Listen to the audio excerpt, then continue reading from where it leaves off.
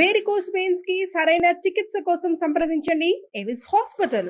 నమస్తే, మీరు చూస్తుంది సుమన్ టీవీ. నేను మీ కీర్తి. ఈ రోజు నాతో పాటు ఉన్నారు ప్రముఖ జ్యోతిష్య పండితులు బ్రహ్మశ్రీ నందిబట్ల శ్రీహరి శర్మ గురువు గారు. నమస్తే గురుగారు. వాగర్థావివ సంపృక్తౌ వాగర్థ ప్రతిపత్తయే జగతః పితరౌ వందే పార్వతీ పరమేశ్వరౌ. సదాశివ సమారంభాం శంకరాచార్య మధ్యమాం అస్మదాచార్య పర్యంతం వందే గురు పరంపరాం. ఆదిత్యాయ చ సోమాయ మంగళాయ బుధాయ చ గురు శుక్ర శనిభ్యశ్చ రాహవే కేతవే నమః. శృంగేరి జగద్గురు పీఠాధిపతులకి, కంచి పీఠాధిపతులకి నమస్కారములు తెలియజేసుకుంటూ కార్యక్రమాన్ని ప్రారంభిద్దాం. గురుగారు, మీరు ఎక్కడైనా ఏదైనా సందర్భం వస్తే భీష్ముల వారి గురించి చాలా అందంగా చెప్తూ ఉంటారు. వారి గొప్పతనం గురించి, వారి జీవితం గురించి, వారి జీవితం ద్వారా మనం తెలుసుకోవాల్సిన విషయం గురించి. మరి ఈ మాఘమాసంలో భీష్మ ఏకాదశి కానివ్వండి, భీష్మాష్టమి గురించి కానీ ప్రత్యేకంగా మాట్లాడుకుంటుంటాం కదా. ఈ వీడియో ద్వారా కొంచెం క్లియర్గా వారి గురించి తెలుసుకుందాం, వారి ప్రస్తావన గురించి తెలుసుకుందాం. భీష్మ ఏకాదశి మనకు 8వ తారీఖు రోజున అయిందమ్మా. ఈ ఫిబ్రవరి నెల 8వ తారీఖు రోజున భీష్మ ఏకాదశి. విశేషం ఏమిటంటే, ఈ భీష్మ ఏకాదశి అంటే మనకు సాధారణంగా ప్రతి నెలలో ఏకాదశులు వస్తుంటాయి. ఒక్కొక్క ఏకాదశికి ఒక్కొక్క ప్రాతిథ్యం ఉంటుంది.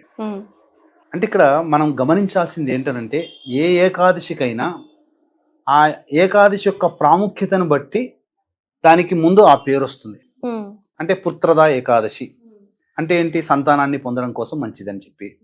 జయ ఏకాదశి జయాన్ని పొందడానికి. ఇలా అనేక రకాలుగా ముక్కోటి ఏకాదశి, తొలి ఏకాదశి అని చెప్పి.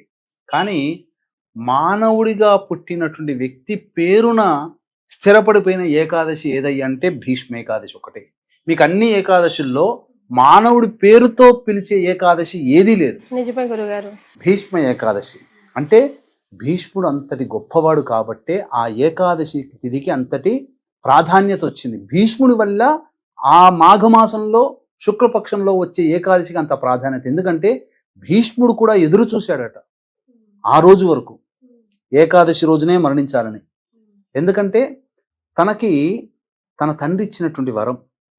అంటే చాలామంది ప్రేక్షకులకి ఉన్న ఒక అభిప్రాయం ఏంటంటే, తండ్రి శంతన మహారాజు నేను సత్యవతిని పెళ్లి చేసుకుంటానంటే నువ్వు అడ్డున్నావు కదరా, నువ్వు పెళ్లి చేసుకోనని చెప్పు, ప్రతిజ్ఞ చెయ్యి, అప్పుడు నాకు వాళ్ళు పిల్లనిస్తాన్నారు అని అంటే ప్రతిజ్ఞ చేస్తాడు.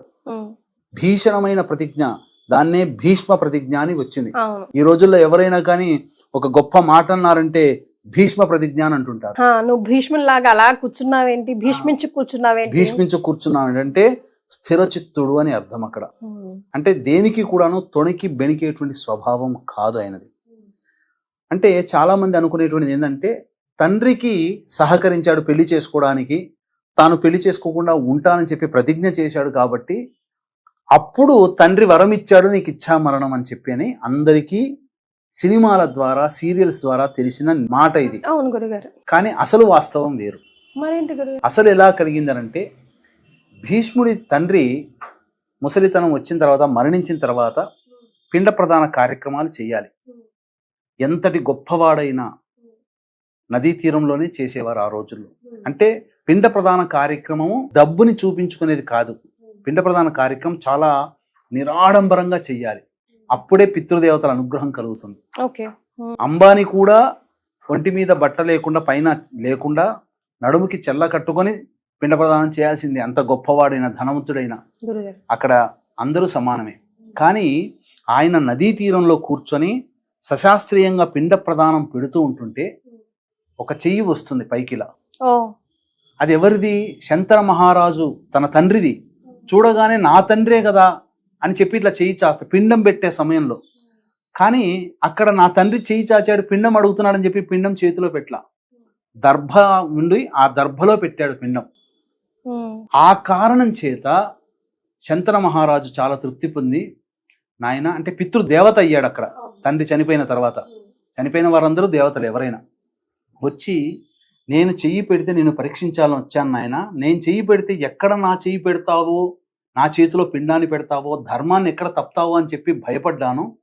కానీ నీవు సశాస్త్రీయముగా దర్భల మీదనే నువ్వు పిండ ప్రదానం చేశావు, నీవు గొప్పగా ధర్మాన్ని పాటించావు, నియమాన్ని పాటించావు అని చెప్పి ఆ శంతన మహారాజు ఆ సమయంలో అతనికి ఇచ్ఛామరణాన్ని అనేటువంటి వరాన్ని ఇచ్చాడు. ఇది మనకు వ్యాస భారతంలో ఉంటుంది.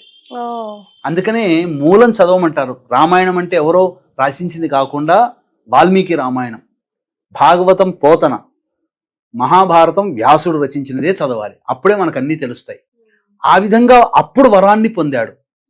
కాబట్టి యుద్ధంలో భీష్ముడిని ఎదిరించేవాడు ఎవరూ లేరు.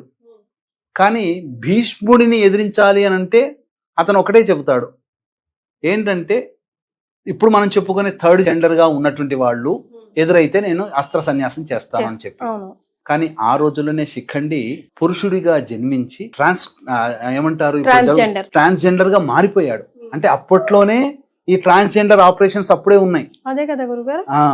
శిఖండి అప్పుడు అలా మారాడు. 3 లక్షణాలతో కనగన అస్త్ర సన్యాసం చేస్తాడు. అర్జునుడు బాణాలు వదులుతాడు. తన ఇక యుద్ధం చెయ్యను అని అంటాడు, యుద్ధం చేయకుండా ఉంటాడు. మరి ఎక్కడ ఉండాలని అంటే అంపశయ్య మీద ఉంటాడమ్మా. ఇప్పుడు చాలా మందికి ఒక డౌట్ వచ్చి ఉండాలి, మరి అంపశయ్య మీదనే ఎందుకున్నాడు? చక్కగా ఆయన రాజు కదా, ఏ మంచిగా చక్కగా హంసతూలిక తల్పము లాంటిది మంచిగా చక్కగా ఉండి ఉండొచ్చు కదా, అంపశయ్య మీద ఎందుకున్నాడని ఎవరికైనా డౌట్ వచ్చింది? అసలు నిజంగా రాలేదు గురుగారు. భీష్ముడు అనగానే అంపశయ్య ఒకటే ఉంటది. అంటే ఏంటి? బాణముల మీద పడుకున్నాడు. ఇంకా దాని మీద ఎటువంటి వస్త్రం కానీ ఏమీ లేదు. ఎందుకు అని అన్నాడంటే తాను జీవితంలో జీవించి ఉండగా కొన్ని తప్పులు జరిగాయి. ఆ తప్పులకి పరిహారముగా తను ఆ విధంగా చేశాడు.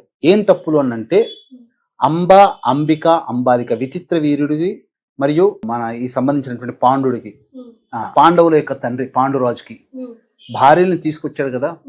అందులో ఒక ఆమె అంబిక ఒక అతన్ని ఇష్టపడుతుంది. ఇష్టపడ్డటువంటి అమ్మాయిని మళ్ళీ ఇంకొకరికి ఇచ్చి వివాహం చేయకూడదు. ఆమెను తీసుకొచ్చిన తర్వాత చాలా బాధపడతాడు. పడిన తర్వాత ఆమెను వదిలేస్తాడు. కానీ ఆమె ప్రేమ ఆమెను యాక్సెప్ట్ చేయడు. నన్ను వదిలేసి నువ్వు వెళ్ళిపోయావు కాబట్టి నాకు నువ్వు వద్దని అంటాడు. ఆమె ఇదంతా కారణం భీష్ముడే అని చెప్పి ఘోరమైన తపస్సు చేసి అతన్ని నిర్మూలించడం కోసం మళ్ళీ జన్మెత్తింది అతనే శిఖండి. భీష్ముడికి తెలుసు అంబికనే మళ్ళీ శిఖండిగా పుట్టింది కాబట్టి నేను ఆమెకు చేసినటువంటి ద్రోహాన్ని ఆమె మళ్ళీ జన్మ ఎత్తింది కదా, ఆ జన్మలో ఆ పాపాన్ని కడుక్కోవాలి అంటే ఆమె ఎదురైనప్పుడు అస్త్ర సన్యాసం చేసేశాడు. అది అక్కడ యుద్ధంలో జరిగింది. రెండవ తప్పు ఏం చేశాడనంటే ద్రౌపది వస్త్రాపహరణం జరుగుతున్నటువంటి సందర్భంలో మనకేంటనంటే ఎంతటి మనవాళ్ళైనా కాకపోయినా ఎవరైనా బాధపడుతున్నా ఇబ్బంది పడుతున్నా వాళ్ళ మానానికి ఇబ్బంది పడుతున్నారు అని అంటే రక్షించి తీరాలి, అది రాజధర్మం. కానీ భీష్ముడు ఆ పని చేయలే. అక్కడ సభా మధ్యలో ఉండిపోయాడు. ఎందుకనంటే రాజధర్మానికంటే మించినట్టుగా భావన చేసుకున్నాడు. ఏంటి? దుర్యోధని దగ్గర నేను ఉన్నాను, పని చేస్తున్నాను, దుర్యోధని ఉప్పు తింటున్నాను, కాబట్టి దుర్యోధనికి మాత్రమే నేను అంగీకారంగా ఉండాలి, అతనికి అనుకూలంగానే నేను ఉండాలి అని చెప్పి ఆ రోజే గనక ద్రౌపదిని నిలువరించి ఉంటే, కాపాడగలిగి ఉంటే మహాభారత యుద్ధమే జరిగేది కాదు. అవును కదా. కానీ ఆయన పాటించేది కూడా ధర్మమే కదా గురుగారు. ధర్మమే. కానీ ఇంకొకటి ఏంటనంటే అదే ధర్మము కృష్ణుడు కూడా ఏమంటాడంటే, ధర్మం చెప్పేటప్పుడు కృష్ణుడు కూడా మనం తీసుకోవాలి. కృష్ణుడు ఏమన్నాడంటే, మీరు ఓడిపోయారు, పాండవులుగా మీరు ఓడిపోయారు, మీకు సాటి స్త్రీ అయిపోయింది అక్కడ ద్రౌపది, కానీ ఆమెను కూడా మీరు రక్షించలేదంటే మిమ్మల్ని కూడా నేను చంపాలి. కానీ మీరు ధర్మయుద్ధం ద్వారా మీరు గెలవాలనే ఉద్దేశంతోనే అలా నేను ఆపాను మిమ్మల్ని, లేకపోతే మిమ్మల్ని కూడా అక్కడే వధ చేయాల్సిందే, భీష్ముని కూడా వధ చేయాల్సిందే. కానీ భీష్ముడు ఇచ్ఛామరణాన్ని పొందాడు కాబట్టి ఆ భీష్ముడు ఇచ్ఛామరణం పొందడానికి నేను అనుకూలంగా ఉన్నాను, అందుకనే నేను భీష్ముని వధించలేదు. సుదర్శన చక్రంతో భీష్ముడితో పోరాడుతుంటే, అర్జునుడు పోరాడుతుంటే ఆ సమయంలో భీష్ముడిని కూడా జయించలేకపోయాడు. అప్పుడు కదా సుదర్శన చక్రం తీద్దాం అనుకుంటే నన్ను చంపు కృష్ణ అని అంటాడు. కానీ యుద్ధంలో నేను చక్రం ఆయుధాన్ని పట్టనని మాటిచ్చాడు కాబట్టి తగ్గాడు కృష్ణుడు. కాబట్టి ఇక్కడ మనకు గమనించాల్సింది ఏంటంటే ఆయన అంపశయ్య ఎందుకున్నాడు అనేది మనకు కావాలి. ఏంటంటే ఆయన కూడా ఒక స్త్రీ ద్రౌపదిని కాపాడలేకపోయాడు అందరి సభా మధ్యలో.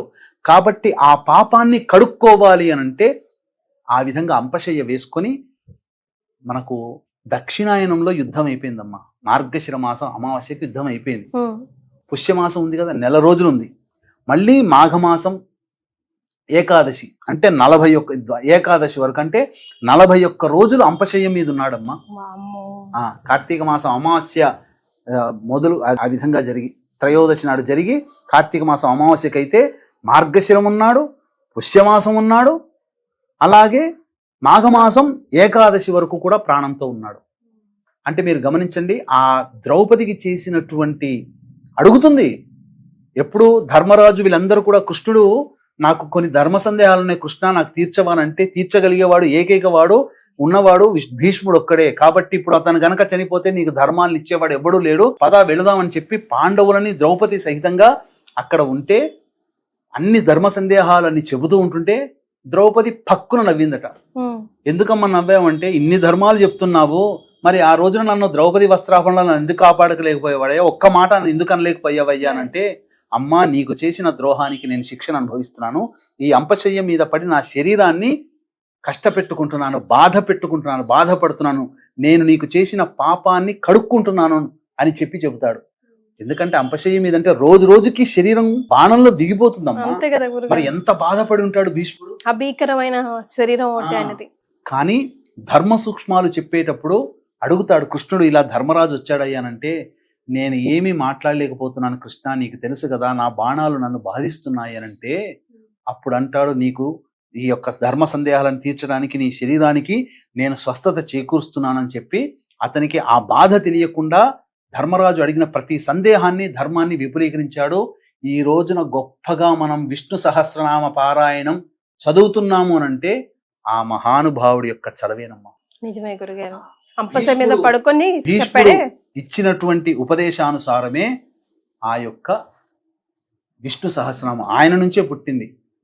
కాబట్టి మనమందరము కూడా రుణగ్రస్తులమయ్యాము భీష్ముడి దృష్టిలో, మనమందరము భీష్ముడికి రుణమే. అందుకనే 5 పంచ ప్రాణాలని ఒక్కొక్క రోజు వదులుకుంటూ వచ్చి ఏకాదశి తిథి రోజున మరణిస్తే స్వర్గలోక ప్రాప్తి మాఘమాసంలో అందున. కాబట్టి భీష్మ ఏకాదశి రోజున ఎవరైతే సహజ మరణం పొందుతారో వాళ్ళకి స్వర్గలోకము సత్యము స్వర్గలోక వాసం ఉంటుంది.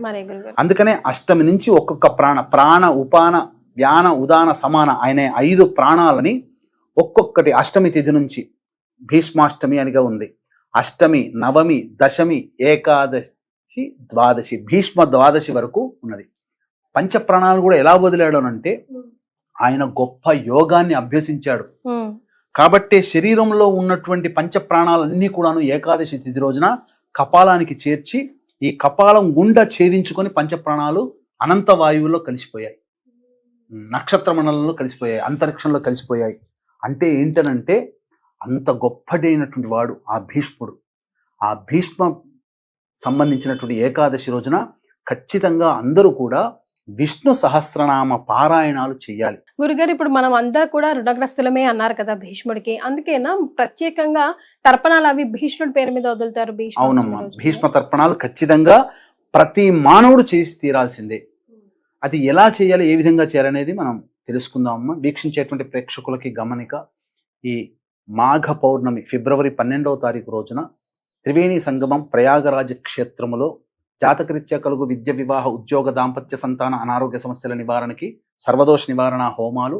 ఇప్పుడు సమస్యలు ఎదుర్కొంటున్నామంటే గత జన్మ కర్మదోషాలు కావున గత జన్మ కర్మదోష నివారణ తిల హోమాలు, మరియు 2025వ సంవత్సరం అందరికీ కూడా శని బాధలు ఉంటున్నాయి అన్ని రాశుల వారికి, కావున శనిదోష నివారణ హోమాలు పర్ హెడ్ 2100 రూపాయలకి చేయించడం జరుగుతుంది. అలాగే మరుసటి రోజు 13వ తారీఖు ఫిబ్రవరి రోజున మఖా నక్షత్రం పితృదేవతలకి సంబంధించిన నక్షత్రం. మనకు పుష్కరాలు ఎలాగో కుంభమేళా అలాగా, కాబట్టి గతించినటువంటి పితృదేవతల ఆత్మతృప్తి కోసం బ్రాహ్మణుని కర్తగా పెట్టి ఈ యొక్క పిండ ప్రధాన కార్యక్రమాలు చేయించడం జరుగుతుంది. అవకాశం ఉన్న వాళ్ళు వీటి వివరాలు కార్యక్రమ తదనంతరం కాంటాక్ట్ చేసి తెలుసుకోవచ్చు. ఇప్పుడు ప్రస్తుతం ప్రయాగలో ఇబ్బందికర పరిస్థితులు ఉన్నాయి కాబట్టి అవకాశం ఉంటే ఖచ్చితంగా ప్రయాగలో జరుగుతాయి, లేకపోతే ఖచ్చితంగా కాశీ క్షేత్రంలో ఈ కార్యక్రమాలు జరపబడతాయని చెప్పవచ్చు. మరి గురుగారు, ఎలా ఇవ్వాలి?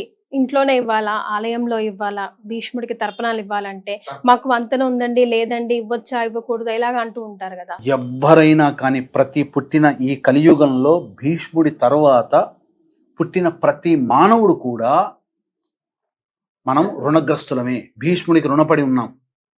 కాబట్టి ఆయన రుణాన్ని తీర్చుకోవాలి.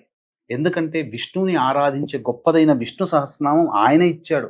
మన ఎన్నో సమస్యలకి ఎన్నో పరిష్కారం ధర్మాలకి కదా గురుగారు? సమస్యలకి పరిష్కారాలు చూపాడు. ఎన్నో గొప్పదైనటువంటి గాథల్ని తెలియచేశాడు. అవన్నీ కూడా భగవంతుడు అనుకూలిస్తే మీరు నేను కలిసి ఒక గొప్ప కార్యక్రమం, ఒక సిరీస్ గా కూడా చేయొచ్చు. అటువంటి కార్యక్రమాన్ని తప్పకుండా చేద్దామమ్మా. అయితే ప్రతి మానవుడు కూడా చేయాలి. మాకు పెద్దవాళ్ళు జరిగిపోయారు, చేయొచ్చా చేయకూడదు అని లేదు. ఉమ్, ఆడవాళ్ళు కూడా చేసుకోవచ్చు, కాకపోతే వాళ్ళకి ఋతుక్రమం ఉంటే చేయకూడదు. ఓకే. కాబట్టి ప్రతి వ్యక్తి కూడాను చేయాల్సిందే. దానికి కావాల్సిందల్లా ఒక గ్లాసు మంచినీరు, అందులో కొన్ని తిలలు, నల్ల నువ్వులు, స్పూను, బౌల్ ఒకటి ఉండాలి. గణపతికి నమస్కారం చేసుకొని ఈ రోజున పితామహుడు అయినటువంటి భీష్ముడికి తర్పణాలు వదులుతున్నానని చెప్పి తర్పణాలు వదలాలి అని గణపతికి నమస్కారం చేసుకొని దక్షిణం వైపు ఫేస్ పెట్టి వైయాఘ్రపద్య గోత్రజుడైనటువంటి భీష్ముడికి మరియు అపుత్రకుడు అంటే సంతానము లేనటువంటి భీష్ముడు, బ్రహ్మచారి, మహావీరుడు, గంగా తనయుడు, శూరుడు, ఉమ్, ఇచ్చిన మాట జవదాటని వాడు అయినటువంటి భీష్ముడికి మోక్షము కలుగుగాక అనగా భీష్ముడికి తర్పణాలు వదులుతున్నానని చెప్పి భావనతో నీళ్లు తీసుకొని ఆ భీష్ముడి పేరు చెప్పి భీష్మ తర్పయామి తర్పయామి తర్పయామి అని 3 సార్లు ఆ విధంగా తర్పణం చేస్తే చాలమ్మా. ఎంతసేపు పడుతుందమ్మా? 5 నిమిషాల కార్యక్రమం. మనల్ని ఉద్ధరించిన వాడు భీష్ముడు. ఆయన కోసం ఒక 5 నిమిషాలు కేటాయిస్తే తప్పేముంది? ఈ రోజున విష్ణు సహస్రనామ పుస్తకాలు ఎవరైతే దానం చేస్తారో విష్ణు యొక్క అనుగ్రహం సంపూర్ణంగా కలుగుతుంది. ఈ ఏకాదశి రోజున ఉపవాసం ఉండినట్లయితే ఖచ్చితంగా స్వర్గాన్ని పొందడానికి మానవుడికి అవరోధాలు ఏంటంటే గత జన్మ కర్మదోషాలు. గత జన్మ కర్మదోషాలు తొలగిపోవాలంటే ఈ రోజున విష్ణు ఆరాధన విశేషంగా చేయాల్సిందే. ఉపవాసం ఉంటే చాలా మంచిది. విష్ణు దేవాలయంలో ఏ సేవ అయినా చేయండి, ఊడవచ్చు, క్లీన్ చేయడం కానీ ఈ ఏకాదశి రోజున ఎక్కడ విష్ణు దేవాలయం అంటే అక్కడ చేయండి. ఎక్కడ విష్ణు దేవాలయం అంటే అక్కడ దీపారాధన చేయండి. ఆ విష్ణు దేవాలయం దగ్గర ఉన్నటువంటి అభాగ్యులకి అన్నదాన కార్యక్రమాలు, వృద్ధులకి ఆ రోజున చేయండి. పండ్లు పంచండి, అన్నదానం చేయకూడదు, పండ్లు పంచండి. ద్వాదశి రోజున అన్నదానం చేయాలి, ఏకాదశి రోజున పండ్లు మాత్రమే పంచాలి. పండ్లు, పాలు, ఇతర పదార్థాలు అనాథలకి, వృద్ధులకి, పిల్లలకి, దేవాలయంలో ఉండేటువంటి వాళ్ళకందరికీ కూడాను పండ్లు పంచండి. శక్తి ఎంత భగవంతుడు ఇస్తే అంత. ఆ విధంగా చేసినటువంటి మానవుడికి సంపూర్ణముగా విష్ణు అనుగ్రహం కలుగుతుంది. గత జన్మ కర్మదోషాలు తొలగి మనిషి ఫ్రీ అవుతాడు. ఎలాంటి ఫ్రీ అవుతాడంటేనమ్మా, జ్వరం బాగా వస్తుంది అబ్బాయికి, మనకు వచ్చింది అనుకుందాము, ఒక ఇంజెక్షన్ వేసి అరగంటలో చెమటలు పట్టేసేసి ఉన్నాయంటే ఎంత రిలీఫ్ ఉంటుంది. అలాగా మన కర్మదోషాలు తొలగిపోయి మానవుడు నూతన ఉత్సాహంతో ఉంటాడు. మళ్ళీ ఆ రోజు నుంచి అతనికి లెక్కలోకి వస్తాయి. నిజంగా ఈ రోజు విశిష్టత గురించి భలేగా తెలియజేశారు గురువు గారు. చాలా సంతోషం అండి. ధన్యవాదాలు. సర్వం శ్రీ ఉమామహేశ్వర పరబ్రహ్మార్పణమస్తు.